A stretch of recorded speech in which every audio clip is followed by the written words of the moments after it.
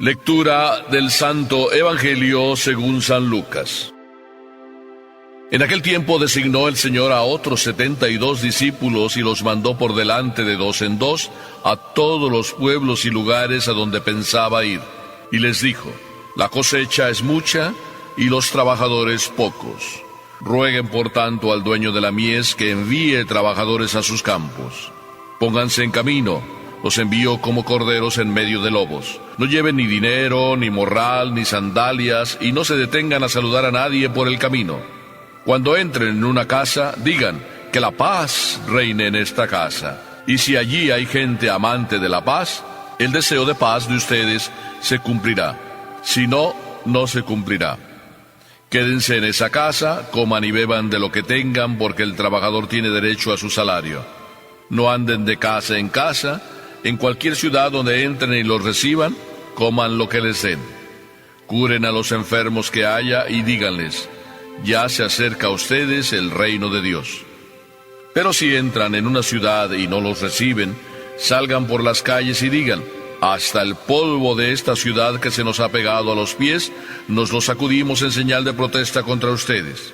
De todos modos, sepan que el reino de Dios está cerca. Yo les digo que en el día del juicio, Sodoma será tratada con menos rigor que esa ciudad. Palabra del Señor.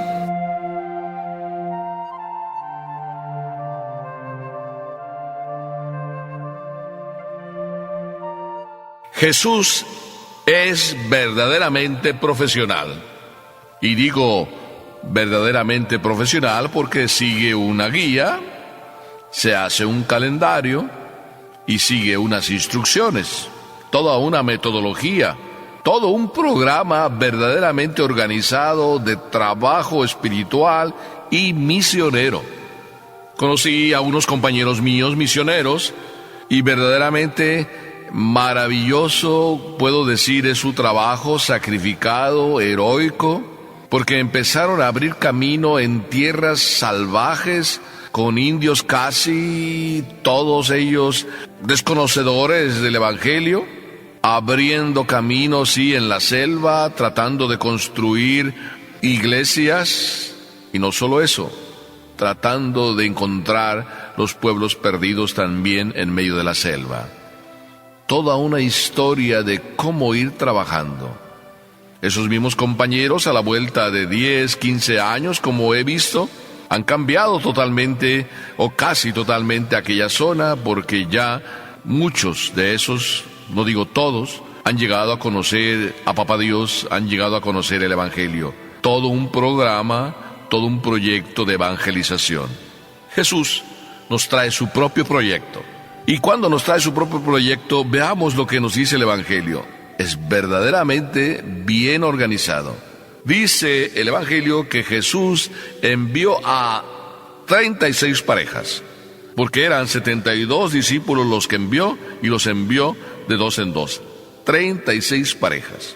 36 parejas a visitar por delante de él todos los pueblos y lugares a donde pensaba ir. O sea que se programó casi, bueno, no casi, por un año, y se programó por un año pensando en que en cada uno de esos pueblos, así me lo imagino yo, estaría 2-3 semanas. 2-3 semanas por pueblo, 36 pueblos preparados por estas 36 parejas. Bueno, pues Jesús dedicó un año a esta zona. Qué hermoso, ¿verdad? Ver a Jesús que se programa, ver a Jesús que se hace su proyecto, ver a Jesús que colabora con una organización perfecta con su Padre, ver a Jesús que impulsa a sus discípulos a que también vayan aprendiendo. Qué hermoso trabajo de equipo. Lo primero, Jesús confía precisamente en su equipo. Pone en las manos de ellos en la evangelización, preparando el camino. Vayan ustedes y digan que el reino de Dios ya está cerca. Y ahí ellos iban, como catequistas, vamos a decir, abriendo los pasos del Señor, para que cuando llegara el Señor, encontrar el terreno preparado ya para poder ser más eficaz aquella predicación de Jesús. Y luego Jesús, después de que les dice, vayan, preparen, entonces viene Jesús con sus instrucciones. Y les dice primero: la cosecha es mucha y los trabajadores pocos. Rueguen al dueño de la mies que envíe trabajadores a sus campos. O sea que cuando Jesús lanza a evangelizar, lo primero que dice: oigan, tomemos conciencia todos, somos muy pocos. Pidámosle primero al Señor que envíe obreros a su mies y luego también nosotros hagamos de testimonio para que otros les entren las ganas de seguir la mies del Señor. Primera consigna: preocuparse de que haya hombres que se involucren, que se sumen al grupo de los pastores, al grupo de los trabajadores de la mies. Jesús, ¿verdad que piensa en lo primordial? Yo siempre he pensado y me recuerdo cuando en estas cosas pienso en aquel papá que no quería soltar a su hijo. Y no quería soltar a su hijo y su hijo quería ser sacerdote. Y la única razón que tenía era que el apellido se iba a perder. Cuando te casas, si eres mujer, pierdes el apellido y tomas el apellido del hombre. Pero cuando eres hombre, tú das el apellido. Aquel hombre estaba deseoso de que su apellido no se perdiera. Y se perdió la posibilidad de que el apellido corriera como un pastor que iba a tener muchos hijos y que iba a hacer famoso el apellido. Jesús, cuando nos invita a que hagamos famoso el apellido de Papá Dios, a que hagamos famoso el apellido de la iglesia, a que hagamos crecer la fe y el amor en los corazones. ¿Qué mejor apellido que tener fe? ¿Qué mejor apellido que conservar el amor de Dios? ¿Qué mejor alegría que conservar la esperanza en el reino de Dios? Pero a veces se nos olvidan las cosas. Y se nos olvidan y nos volvemos egoístas y no pensamos en lo más grande: rogar al dueño de la mies que envíe obreros a su mies. Primera instrucción, y muy importante: conservar la iglesia a través de sus hijos, pastores que trabajen por la mies. Pero además Jesús dice: oigan, cuidado, pongan atención, los envío en medio de lobos. Jesús es consciente de que seremos perseguidos. Lo persiguieron a él, ¿cómo no nos van a perseguir a nosotros? Jesús es consciente de que este mundo es muy agresivo. Jesús es consciente de que el mundo es necio para aceptar el plan de Dios. Jesús es consciente de que nosotros, sus hijos, le hemos salido a veces bien duros de cabeza, duros de mollera. Jesús es el primero que es paciente, bondadoso, lento para la ira, lento para enojarse, como dice la Sagrada Escritura, porque Jesús se alegra más por esa oveja que es necia, pero que vuelve al redil, por esa oveja que es reticente, que es rebelde, pero que vuelve al redil. En medio de los lobos estamos. Pongamos atención tú y yo. ¿Verdad que sí? A veces los lobos los tenemos en la propia casa.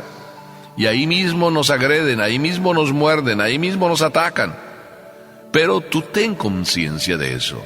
Y ten mucha confianza, mucha esperanza en Papá Dios. Además dice: no lleven ni dinero ni morral. Es decir, no se preocupen de las cosas materiales. Lo material hay que dejarlo en segundo lugar. Dios proveerá. Si tú haces lo que tienes que hacer, si tú te preocupas de las cosas de Dios, Dios se va a preocupar de tus cosas. Y mira que te lo digo yo en primera persona con mi propia experiencia. Nunca me ha faltado nada. Inclusive, a veces hasta me da como miedo expresar gustos o deseos, porque apenas expresas un gusto, un deseo, enseguida hay alguien que te concede ese deseo y ese gusto. Recuerdo que un día estaba hablando por la radio y estábamos hablando del problema del pecado de nuestros primeros padres y que, que si era manzana, que si era pera, lo que los primeros padres comieron. Yo dije, bueno, miren, la Sagrada Escritura no nos habla de que nuestros padres mordieron una manzana, nos habla simplemente de que desobedecieron y que comieron del árbol prohibido, no dice qué tipo de árbol era. Pero yo dije, pero si se trata de manzana, no, pues yo más bien a lo mejor preferiría que fuera un mamey. No pasaron muchos días y enseguida yo tenía un mamey en mi casa. Así es, cuando tú expresas un deseo, la gente siempre te atiende, porque si te preocupas de las cosas del Señor, el Señor se preocupa de tus cosas. No lleven dinero, no lleven nada, y cuando entren en una casa, digan: la paz reine en esa casa. A mí me encanta llegar a las casas cuando me invitan y lo primero que les digo: yo vengo a traerles a Papá Dios, vengo a traerles la bendición de Dios, vengo a traerles el consuelo, la presencia de Jesús. Qué hermoso cuando uno les dice a las familias: bueno, me voy a despedir, pero no quiero despedirme sin darles antes la bendición. Y cómo todos se recogen, y cómo todos atienden, y cómo todos reciben con gusto la bendición. Es que es lo mejor que tú puedes dar como sacerdote, pero también lo mejor que tú puedes dar como católico: desear la paz, desear que Jesús reine en tu casa, en la casa, en los corazones. Si ahí, cuando tú das la paz, dice Jesús, en esa casa hay gente amante de la paz se quedará con ellos. Los amantes de la paz reciben la paz. Los amantes de la violencia no solo engendran violencia, sino también viven en violencia. Por eso Jesús nos invita a que hagamos y cumplamos todas estas consignas. Además, dice: digan a todos que el reino de Dios está cerca. Así sea que os acepten, os admitan en alguna casa o en alguna ciudad, ustedes díganles que el reino de Dios está cerca. ¿Qué más cerca está el reino de Dios? Que precisamente está dentro de cada uno de nosotros.